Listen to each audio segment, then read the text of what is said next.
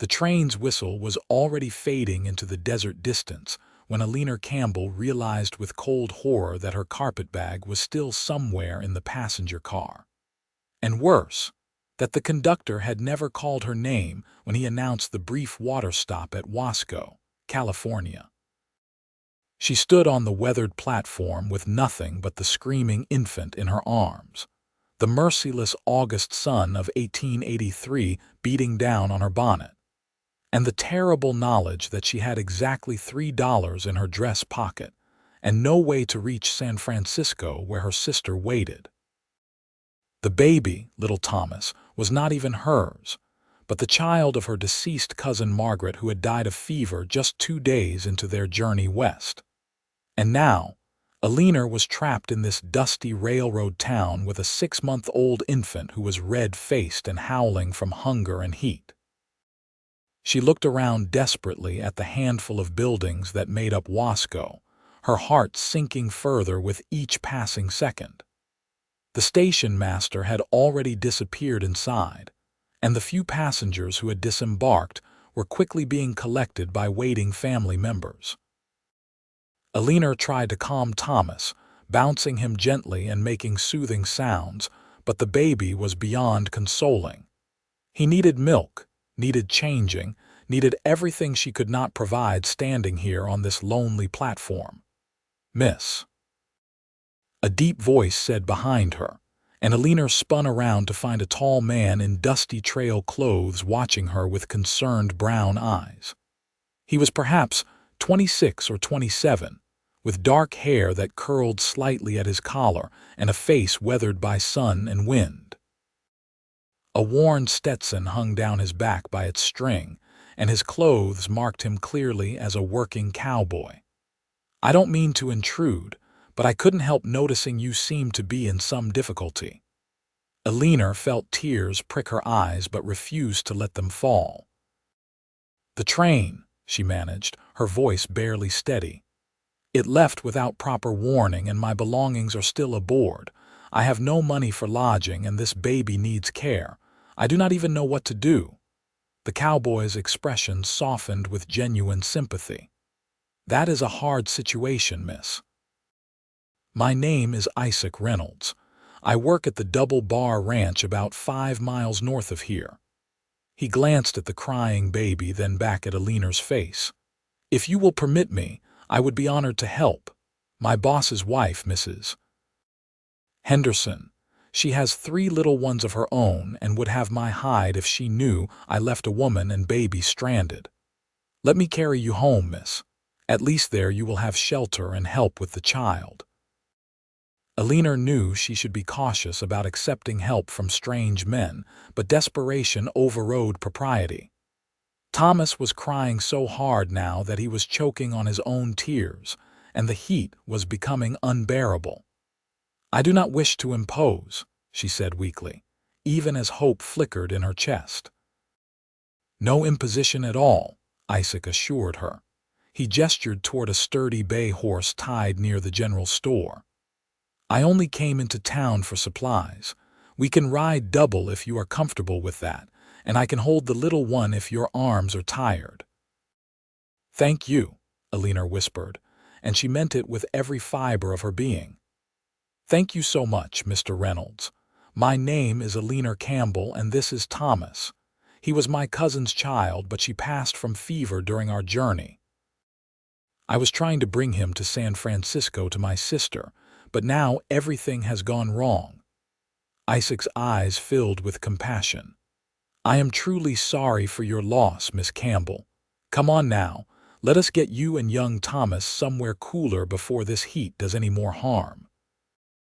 He helped her mount the bay horse, his hands steady and respectful, and then swung up behind her with easy grace. Eleanor held Thomas close while Isaac kept one arm loosely around her waist to steady them both. The contact should have felt improper, but instead it felt like safety, like the first solid thing she had to hold onto since Margaret had breathed her last in that stuffy railroad sleeping car. As they rode north out of Wasco, the landscape stretched flat and golden around them. broken only by occasional clusters of California scrub oak and the distant purple line of mountains. The heat shimmered off the earth in visible waves, and Eleanor was grateful for the horse's steady pace that created at least a small breeze. Thomas had quieted somewhat, exhausted from crying, but his little face was still red and his breathing came in hiccuping gasps. "How old is he?" Isaac asked quietly, his voice close to her ear. 6 months, I believe. Margaret was not always clear in her mind toward the end. The fever took her so quickly. Eleanor adjusted her grip on the baby. "I have some experience with children from helping my mother with my younger siblings, but I have never cared for one so small entirely on my own." "Mrs. Henderson will know what to do," Isaac promised. "She is the kindest woman in Kern County. Mr. Henderson, too, he is a fair man. They will not turn you away." They rode in silence for a while, and Eleanor found herself becoming acutely aware of Isaac's presence behind her. He smelled of horse and leather and clean sweat, not unpleasant at all, and his arm around her waist was strong and steady.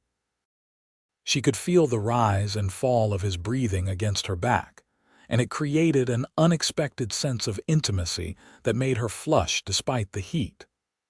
"Have you been working at the double bar long?" she asked, partly to distract herself from these uncomfortable thoughts.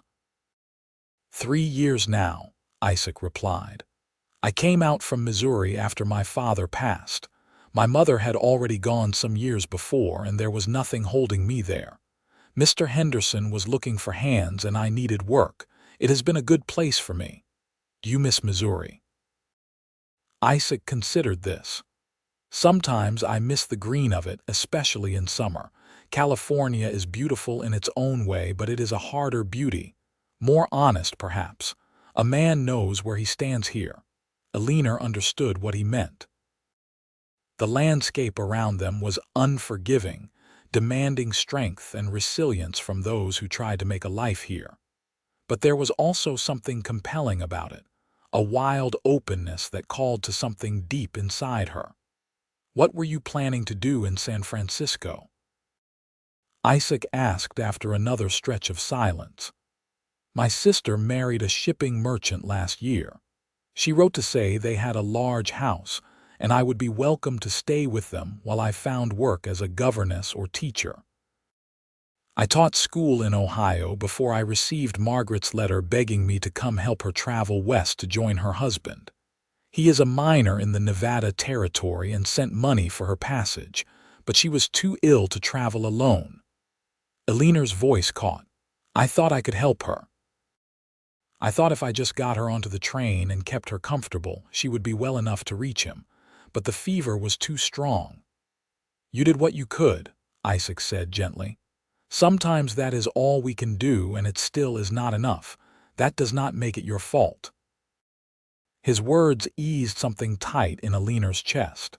She had been carrying so much guilt, wondering if she should have done something different, should have found a doctor at one of the stops, should have recognized sooner how serious Margaret's condition was. "Thank you for saying that." The ranch buildings appeared gradually on the horizon, starting as dark shapes and slowly resolving into a main house, a large barn, several outbuildings, and a network of corrals. It was a prosperous-looking operation, well-maintained and orderly. As they approached, several cowboys working near the barn looked up with interest, and a woman emerged from the house wiping her hands on her apron. Mrs. Henderson was perhaps 40 years old, with kind eyes and capable hands. She took one look at Eleanor's exhausted face and the crying baby and immediately took charge.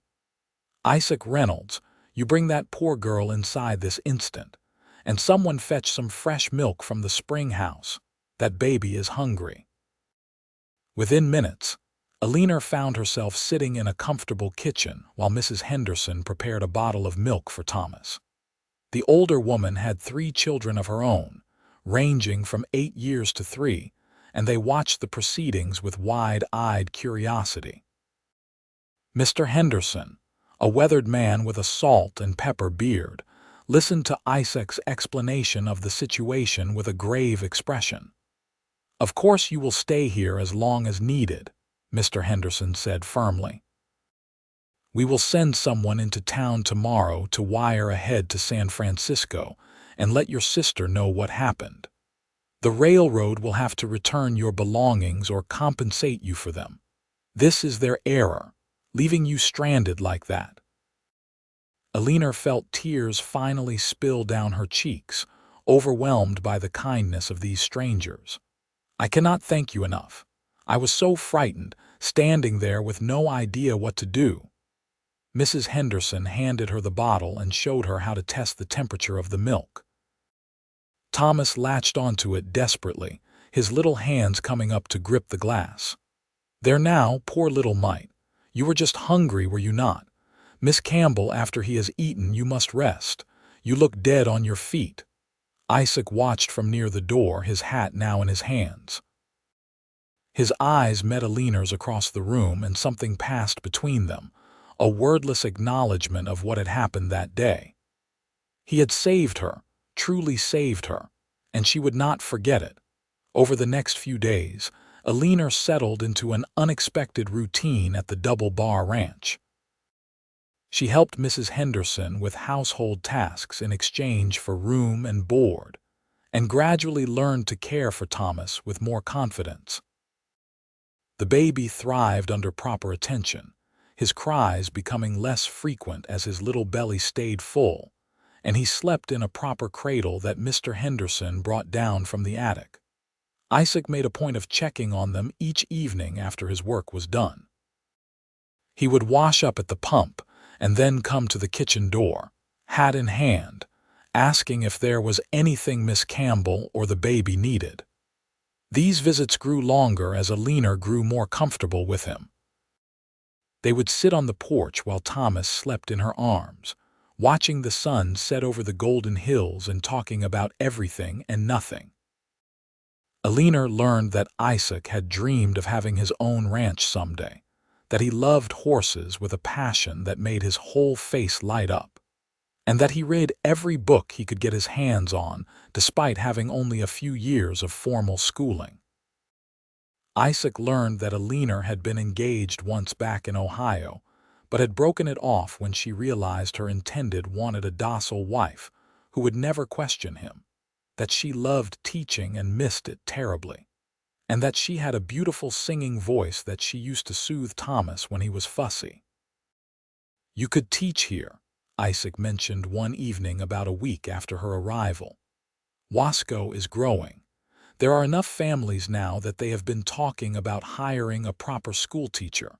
Right now the children just study at home if their parents have the learning or they go without." Eleanor considered this carefully. "But what about my sister? She is expecting me. Send her a letter explaining what happened. If she is as kind as you say, she will understand. And Thomas needs stability now, not more travel. He is thriving here."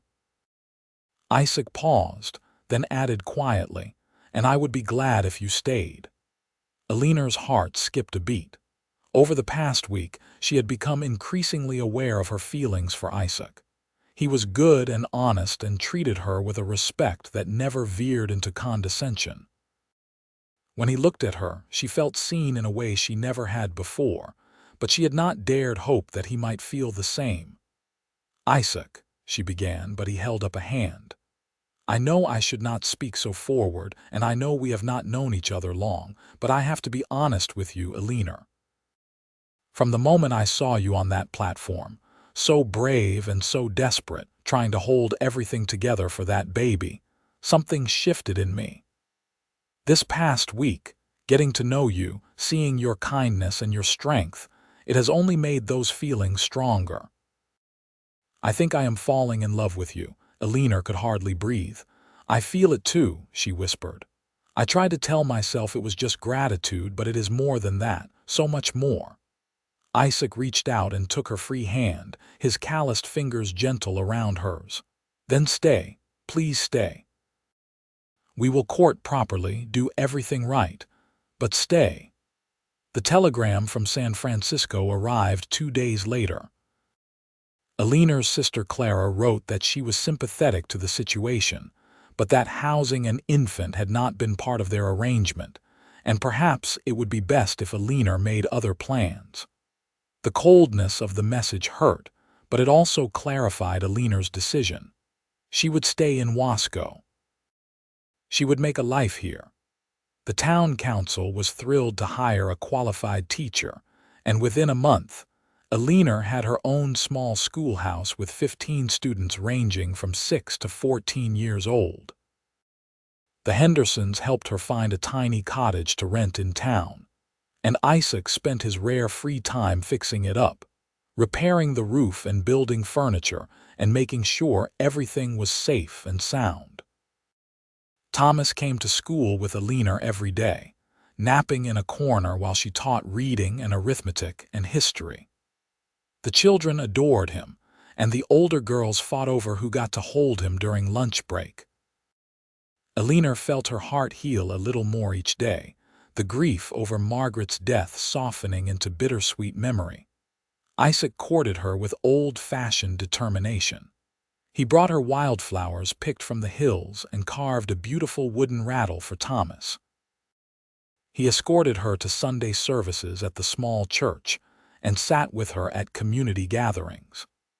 Everyone in Wasco soon knew that the new schoolteacher and Isaac Reynolds from the Double Bar Ranch were courting, and the general opinion was that they made a fine match. 3 months after Eleanor's arrival in Wasco, Isaac took her on a picnic up into the foothills where a spring created a small oasis of green. Thomas played on a blanket under the shade of an oak tree while Eleanor and Isaac sat close together, their shoulders touching. "I have been saving my wages," Isaac said without preamble. "Mr. Henderson has offered to sell me a parcel of land on the eastern edge of his property, about 200 acres with good water. It would take time to build it up into a proper ranch, but it is a start." "It is everything I have been working toward." Eleanor's heart began to pound. "That is wonderful, Isaac. You deserve it." He turned to face her fully, taking both her hands in his. "I want to share it with you. Eleanor Campbell, I love you with everything I am. You are the strongest, kindest, most remarkable woman I have ever known. Will you marry me? Will you build this life with me?" Tears streamed down Eleanor's face, but she was smiling. "Yes. Yes, Isaac, I will marry you. I love you so much." He kissed her then, gentle and sweet and full of promise. When they finally pulled apart, Thomas was watching them with wide eyes, as if he understood the significance of the moment. "What about Thomas?" Eleanor asked, suddenly worried. "He is my responsibility, but I know you did not plan on taking on a child right away." Isaac looked at the baby with genuine affection. "Thomas is part of you, which makes him part of us. I would be honored to raise him as my own. We will tell him about Margaret when he is old enough to understand, make sure he knows about his real parents. But in every way that matters, he will be ours." They were married 6 weeks later in the Wasco church, with the whole town in attendance. Mrs. Henderson cried happy tears, and Mr. Henderson clapped Isaac on the back hard enough to make him stumble. Eleanor wore a simple white dress that she had sewn herself, with wildflowers in her hair. Thomas, now 10 months old and trying gamely to crawl, wore a tiny suit that Isaac had ordered special from San Francisco. The land Mr. Henderson sold them was everything Isaac had promised. They spent their first year of marriage living in a small cabin Isaac built with his own hands, working together to fence pastures and dig irrigation ditches and plant an orchard. Eleanor continued teaching, riding into town 3 days a week while Isaac watched Thomas. The other days, Isaac worked for Mr. Henderson to bring in cash while Eleanor managed their growing homestead. It was hard work, harder than anything Eleanor had ever done back in Ohio. Her hands developed calluses and her face freckled despite her bonnet, but she had never been happier. She woke each morning next to the man she loved, spent her days doing meaningful work, and fell asleep each night with a bone-deep satisfaction that came from building something real and lasting. Thomas grew into a bright, energetic toddler who followed Isaac everywhere, mimicking his walk and trying to wear a hat just like his. Isaac was endlessly patient with him, teaching him about horses and cattle and the land with genuine joy. Eleanor often paused in her work to watch the two of them together, her heart overflowing with love. In the spring of 1885, Eleanor discovered she was pregnant. Isaac was so overjoyed that he actually whooped and spun her around in a circle, laughing like a boy. Thomas, now approaching 2 years old, did not quite understand why everyone was so excited, but he caught the mood and laughed along. "You hope for a boy or a girl?" Eleanor asked that night as they lay in bed, Isaac's hand spread protectively over her still flat stomach. "I do not care at all," he said honestly. "As long as both of you come through healthy, that is all that matters to me." The pregnancy was not easy. Morning sickness plagued Eleanor through the first months, and then the summer heat made her swell and ache. But Isaac was attentive and caring, taking on extra work without complaint and making sure she rested as much as possible. Mrs. Henderson visited often, bringing advice and hand-me-down baby clothes and reassurance that everything Eleanor was feeling was normal.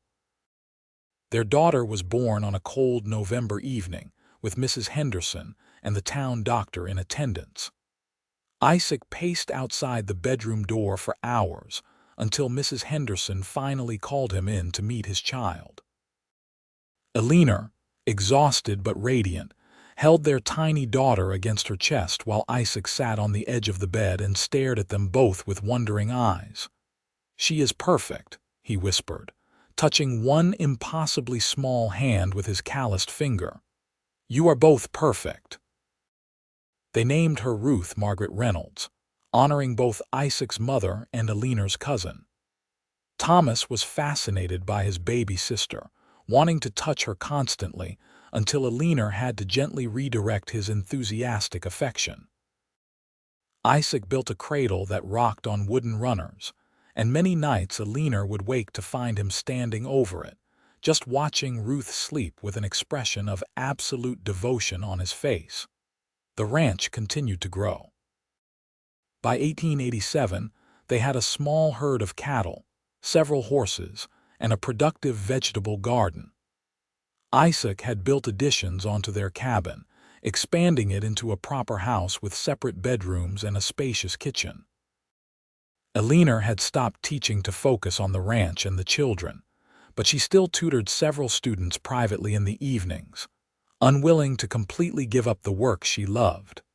Thomas was now 4 years old and talking up a storm, asking endless questions about everything he saw. Ruth was a happy toddler who adored her big brother and followed him everywhere on chubby, unsteady legs. Eleanor often found them playing together in the yard, Thomas patiently showing Ruth how to stack blocks or feed the chickens, and her heart would squeeze with joy. But life was not without its challenges. The summer of 1887 brought a drought that withered their crops and dried up the smaller springs. Water had to be rationed carefully, and they lost several head of cattle that wandered too far looking for grazing. Isaac worked himself to exhaustion trying to keep the ranch going, and Eleanor saw new lines of worry appear on his face. One particularly difficult evening, after a long day of hauling water and repairing fence, Isaac sat at the kitchen table with his head in his hands. Eleanor sent the children to bed early and then sat beside him, taking his calloused hand in hers. "We will get through this," she said firmly. "We have survived hard times before." "What if it is not enough?" Isaac asked, his voice raw. "What if I cannot provide for you and the children? What if I lose everything we have built?" Eleanor cupped his face in her hands, forcing him to look at her. "Isaac Reynolds, you listen to me. You are the best man I have ever known. You have given me and Thomas and Ruth a beautiful life. Whatever comes, we will face it together. We are a family, and that means we do not give up." He pulled her into his arms, holding her so tight she could barely breathe. "I love you so much," he said against her hair. "I would be lost without you." "Good thing you will never have to find out," she replied, and felt him smile. The drought finally broke in September with a series of storms that soaked the parched earth and refilled the springs. The relief was enormous, and that winter was easier than the previous summer, though money was still tight. Isaac took on extra work where he could find it, and Eleanor sold eggs and butter in town to bring in a little more cash. In the spring of 1888, Eleanor discovered she was pregnant again. This time the news was met with more trepidation than pure joy, given the financial struggles they had been facing. But Isaac rallied quickly, his natural optimism reasserting itself. "Children are a blessing," he declared. "We will manage somehow. We always do." This pregnancy was easier than her first, and their second son was born on a beautiful April morning in 1889. They named him James Robert Reynolds, after Isaac's father and Eleanor's brother. Thomas, now 5.5, was thrilled to have a baby brother. Ruth, 3 years old, was less impressed, but eventually came around when she realized the baby was staying. With 3 children now, and the ranch demanding constant attention, Eleanor's days became a blur of feeding and changing and cooking and cleaning and tending animals. She was exhausted most of the time, but she was also deeply content. This life she had built with Isaac, this family they had created together, it was everything she had never known she wanted. Isaac was an incredible father. He managed to balance the demanding work of ranching with being present for his children, playing with them in the evenings and telling them stories before bed. He taught Thomas to ride and let Ruth help with small chores, and held baby James with a gentleness that never failed to move Eleanor. In 1890, the railroad decided to expand their operations in Wasco, building a larger depot and bringing more business to the town. This new prosperity rippled out to the surrounding ranches, and Isaac was able to sell his cattle for better prices. Finally, after years of struggle, they began to build some financial security. On a warm evening in late summer, Isaac and Eleanor sat on their porch watching the sunset while the children played in the yard. Thomas was 7 now, tall for his age and responsible, helping with the ranch work without being asked. Ruth was 5, spirited and independent, already declaring she wanted to learn to rope cattle like her father. James was a cheerful toddler, constantly getting into everything and making them all laugh. "You remember the day we met?" Eleanor asked, leaning against Isaac's shoulder. "Every detail," he replied. "You were standing on that platform looking terrified and determined at the same time. Thomas was screaming his head off, and I knew I had to help you. You saved my life that day," Eleanor said quietly. "Not just because you gave me shelter, but because you gave me hope when I had none left." Isaac kissed the top of her head. "You saved mine too, though you did not know it. Before you came, I was just drifting through life, working and saving money but not really living. You gave me purpose. You gave me a family. You gave me everything." Eleanor turned to look up at him, this man who had walked over to a stranded woman and offered to carry her home. His face was more lined now than it had been 7 years ago, weathered by sun and wind and hard work. But his eyes still held that same kindness and strength that had drawn her to him from the very beginning. "I love you," she said, simple and true. "I love you too," he replied, and kissed her softly. The years continued to roll forward. Thomas grew into a fine young man who had Isaac's way with horses and Eleanor's love of learning. He was fascinated by the new agricultural techniques being developed, and was always experimenting with different crops and irrigation methods. Ruth remained fiercely independent, insisting on learning everything her brother learned despite people's expectations that girls should stick to domestic work. James was the quietest of the three, thoughtful and observant, with a gift for drawing that Eleanor encouraged. In 1892, Eleanor discovered she was pregnant once more. At 32 years old with 3 children already, this pregnancy was unexpected but welcomed. Their 4th child, a daughter they named Anna Louise, was born in early 1893.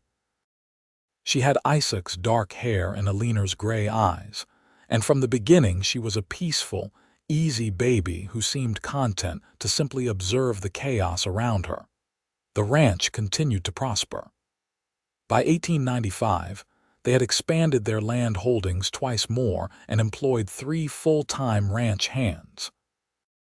The house had been expanded again to accommodate their growing family, and now included indoor plumbing and a proper parlor. They were not wealthy by any means, but they were comfortable and secure in a way that would have seemed impossible during those hard early years. Eleanor occasionally looked back at the woman she had been when she stepped off that train in Wasco, desperate and alone with a crying baby in her arms. That woman had been terrified but determined to survive. She could never have imagined the rich, full life that was waiting for her, the love she would find with a cowboy who offered to carry her home. One Sunday, in the summer of 1896, the whole Reynolds family attended a community picnic by the creek. Thomas, now 13, was already attracting admiring glances from some of the town girls, though he seemed oblivious to the attention. Ruth, 11, was organizing the younger children into a complicated game that seemed to have rules only she understood. James, 7, was showing Anna his newest drawings while the 3-year-old clapped with delight. Isaac sat with Eleanor under a cottonwood tree, watching their children with obvious pride. He had turned 40 that spring, and there was more gray in his hair now, but he was still strong and vital, still the man who could work from dawn to dusk and then play with his children before bed. "We have done well, I think," he said contentedly. Eleanor took his hand, threading her fingers through his. "We have done more than well. We have built something beautiful." A messenger rode up to them then, a young man from the telegraph office in town. He had a telegram for Eleanor, and she opened it with some trepidation. Telegrams so rarely brought good news, but this one did. It was from her brother in Ohio, writing to say that he was planning to visit California with his family and hoped to see her. Eleanor felt tears spring to her eyes. She had not seen any of her Ohio family since she left in 1883, though they had corresponded regularly over the years. "They want to visit," she told Isaac, her voice thick with emotion. "Robert and his wife and children, they are coming this fall." Isaac smiled. "Then we will show them what you have built here. Show them the life you have made." When Robert arrived that October with his family, he barely recognized the confident, capable woman who greeted him as his little sister. Eleanor had always been strong, but there was a groundedness to her now, a deep satisfaction that came from years of hard work and genuine happiness. She gave them a tour of the ranch, introducing them to Isaac and the children with obvious pride. Robert was impressed by everything he saw: the thriving ranch, the beautiful children, the clear love between Eleanor and her husband. "You found a good life here, Ellie," he said on his last evening before returning east. They were sitting on the porch while the men folk talked inside. "I worried about you so much after we heard about Margaret, but I should have known you would land on your feet." "I had help," Eleanor said, glancing through the window at Isaac. "The best kind of help." Robert followed her gaze and smiled. "He is a good man, anyone can see that. And he loves you deeply." "I love him too," Eleanor said simply. more than I thought it was possible to love another person. As the 1890s drew to a close, Eleanor and Isaac's children continued to grow and develop their own personalities and dreams.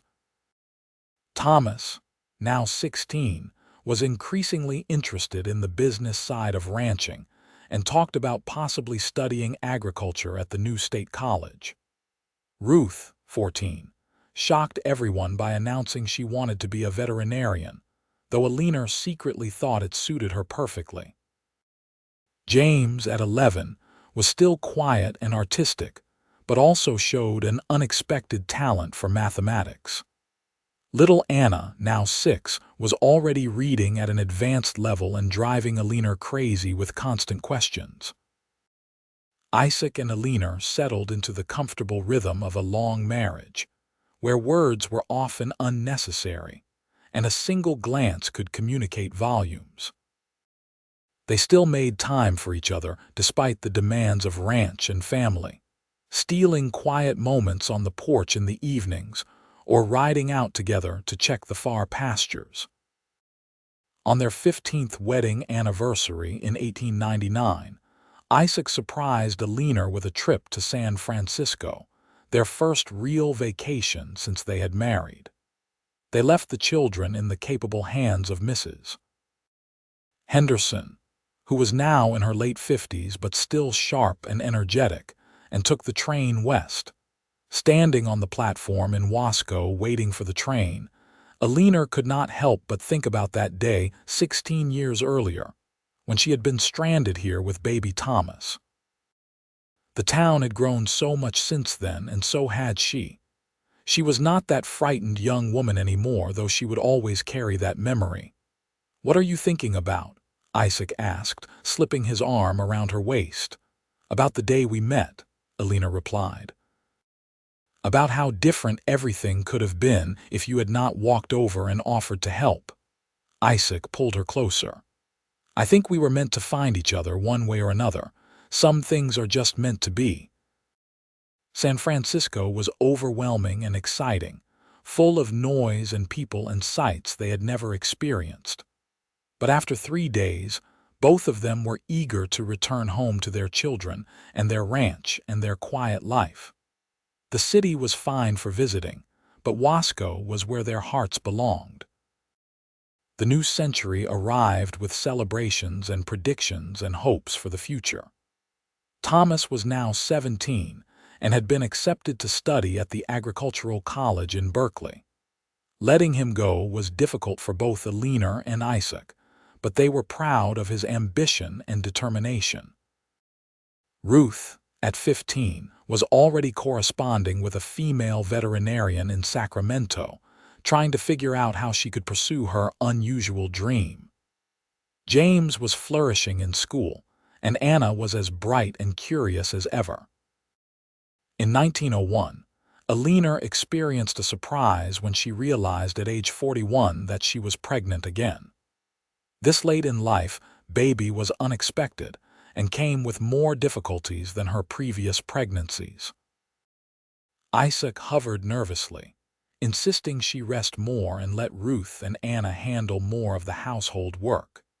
Their 5th child, a son they named William Isaac, was born in early 1902 after a difficult labor that left Eleanor weak for months afterward. But he was healthy and beautiful, and his older siblings doted on him endlessly. Thomas came home from college to meet his new baby brother, and even his young man's reserve cracked when William grabbed his finger with a tiny, strong grip. "Another Reynolds man," Thomas said with a grin. "The ranch will be in good hands for generations." As William grew, it became clear he had inherited Isaac's gentle way with animals and Eleanor's quick mind. By the time he was 3, he was already following his father around the ranch, asking to help with everything. The years of the early 1900s brought changes to both Wasco and the Reynolds family. The automobile began to appear on California roads, electricity came to town, and the world seemed to be moving faster than ever before. But on the ranch, Life maintained its steady rhythm of seasons and work and family. Thomas graduated from college in 1904 and returned to Wasco with a wealth of new knowledge about modern ranching techniques. He immediately began implementing improvements on the ranch, working alongside his father with mutual respect and affection. Ruth, to everyone's amazement except Eleanor's, was accepted into a veterinary program in Northern California, one of only 3 women in her class. James, now 15, had decided he wanted to be an architect, drawing elaborate plans for buildings he dreamed of designing. Anna, 12, was helping Eleanor teach at the school again part-time. William was a sturdy, cheerful 5-year-old who charmed everyone he met. In 1905, Isaac turned 49 years old. He was graying now and moved a bit slower than he used to, but he was still strong and vital. Eleanor, at 45, had laugh lines around her eyes and hands marked by decades of work. But Isaac still looked at her with the same love and admiration he had shown that first day. One evening, after a long day of work, Isaac and Eleanor sat on their porch watching the sunset as they had done countless times over the past 2 decades. William was asleep inside, and the older children were pursuing their various interests. The ranch spread out around them, golden in the fading light, peaceful and productive. "You ever wonder what would have happened if I had stayed on that train in 1883? Eleanor asked suddenly. Isaac considered this. "I think you would have done well in San Francisco. You are capable and smart, and you would have found a way to thrive. But I am selfishly glad you did not. I cannot imagine my life without you in it." Eleanor reached over and took his hand. "I wonder sometimes about the woman I would have become if I had continued on to my sister's house. Would I have been happy? Would I have found purpose? I suppose I will never know. But I do know that the life I have lived here with you, the family we have built together, this is more than I ever dreamed was possible. You gave me everything," Isaac said quietly. "A home, a family, a reason to work hard and dream big. You made me better than I ever thought I could be." "We made each other better," Eleanor corrected gently. "That is what love does, I think. It takes 2 people and helps them become more than they could have been alone." They sat in comfortable silence as the sun dipped below the horizon and the first stars appeared.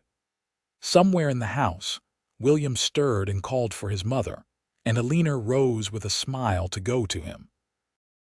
Isaac watched her go, this woman who had come into his life stranded and desperate, and who had become his whole world. In 1907, Thomas surprised everyone by announcing his engagement to Sarah Mitchell, the daughter of a neighboring rancher.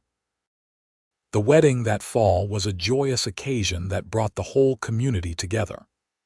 Eleanor cried happy tears as she watched her eldest son exchange vows with his bride, remembering how tiny he had been when she first held him on that train platform so many years ago. Ruth came home from her veterinary studies for the wedding, now a confident young woman in her early 20s who spoke passionately about animal medicine and her dreams of opening her own practice. James, 17, had been accepted to a prestigious school in the East to study architecture. Anna, 14, had become Eleanor's right hand, helping manage the household and teaching the younger students at school. William, now 5, was the ring bearer and took his duties very seriously. By 1910, the ranch had grown into one of the most successful operations in the county. Thomas and his wife Sarah lived in a house Isaac helped them build on the eastern portion of the property, and they were expecting their first child.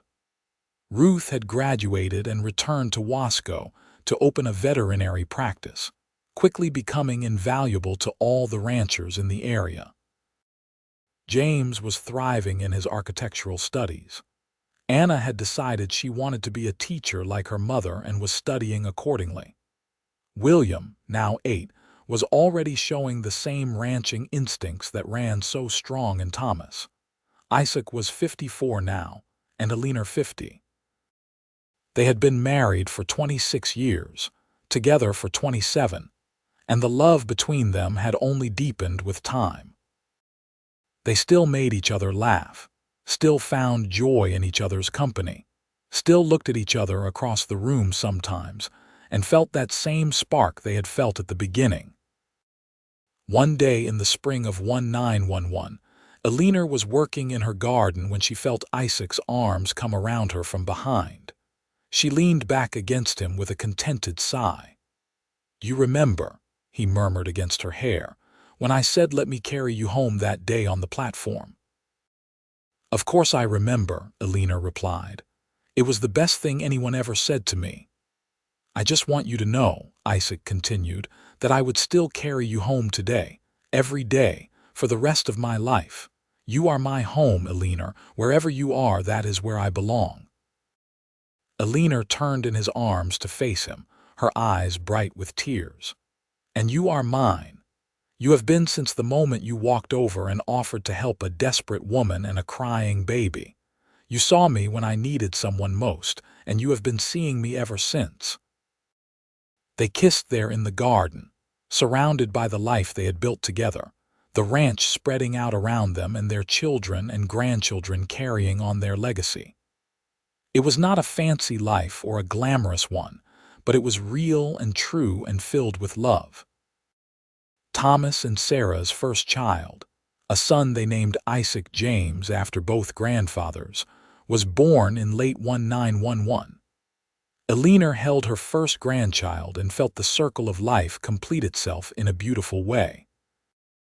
This baby was born into security and love, just as William had been, just as all her children had been after those uncertain early days. As the years continued to pass, more grandchildren arrived. Ruth married a fellow veterinarian in 1913 and eventually had 2 daughters. James returned from his architectural studies and married a teacher from Sacramento, and they had a son and a daughter. Anna married a local rancher's son and had twins. Even young William, though still unmarried, was courting a sweet girl from town. Eleanor and Isaac became the patriarch and matriarch of a growing family empire, respected throughout the county for their hard work and integrity. The ranch that Isaac had started with 200 acres had grown to over 1,000, providing a living for the extended Reynolds family and employment for many others in the community. In 1918, Isaac turned 62. He had finally started to slow down, letting Thomas handle more of the day-to-day ranch operations while he supervised and advised. Eleanor, at 58, had officially retired from teaching but still tutored students in her home. They spent more time together now, taking walks around the property and reminiscing about their long life together. "We have been blessed," Isaac said one evening as they sat watching their grandchildren play in the yard. There were 7 of them now, ranging from infancy to 6 years old, loud and energetic and full of joy. "We have," Eleanor agreed, "though it was not always easy." "No," Isaac acknowledged. "There were hard times, times I thought we might not make it, but we always did because we had each other." Eleanor took his hand, noting how it had aged, the knuckles swollen with arthritis, the skin spotted and weathered. But it was still the same hand that had reached out to help her that day in 1883, still the hand she wanted to hold above all others. "Do you think Thomas would have grown up differently if Margaret had lived?" she asked suddenly. "If she had made it to Nevada to her husband?" Isaac considered this carefully. "I think he would have had a different life, certainly, but I also think he would have been loved. Margaret loved him enough to keep fighting even when she was dying, but I am glad he grew up here as ours. I cannot imagine him any other way." Thomas himself, now 35 and a father of 3 with another on the way, had been told the full story of his origins when he turned 18. He had been thoughtful and quiet after hearing about Margaret, asking questions about his biological father and whether Eleanor had ever tried to find him. She had sent one letter to the Nevada mining camp years ago, but never received a response. The mining camp had been mostly abandoned by the time she inquired. The silver veins tapped out and the miners moved on. "You are my mother in every way that matters," Thomas had told her then, hugging her tight. "And Isaac is my father. Biology does not change that." Those words had meant everything to Eleanor, confirmation that the choice she made to stay in Wasco all those years ago had been the right one.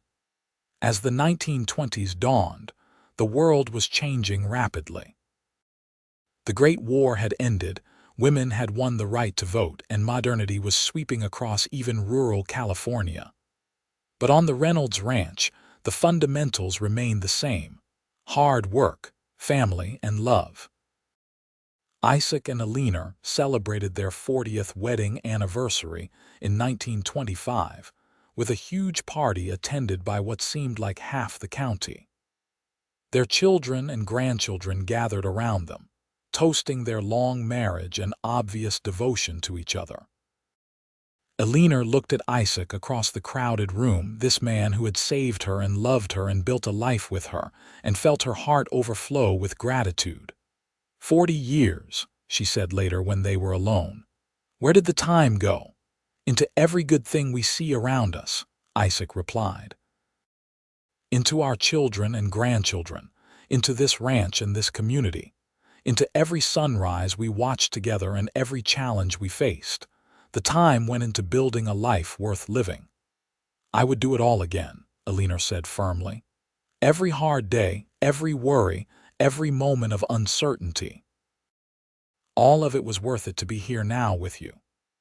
Isaac pulled her close, and they danced slowly in their bedroom to music only they could hear. Two people who had found each other against all odds and chosen to build something beautiful together. In 1928, Isaac suffered a heart attack while working with the horses. He survived, but it scared everyone badly and forced him to truly retire. At 72, he finally accepted that he could no longer do the physical work of ranching. He became an advisor and supervisor instead, spending his days in a comfortable chair on the porch, directing operations and entertaining his growing number of great-grandchildren. Eleanor, at 68, was also slowing down. Her joints ached in the mornings and she moved more carefully than she once had. But her mind was still sharp and her spirit still strong. She spent her days tending her garden, reading and writing letters to her far-flung family members. They had 16 grandchildren now and 5 great-grandchildren, with more on the way. The Reynolds family had become one of the founding families of Kern County, respected and admired.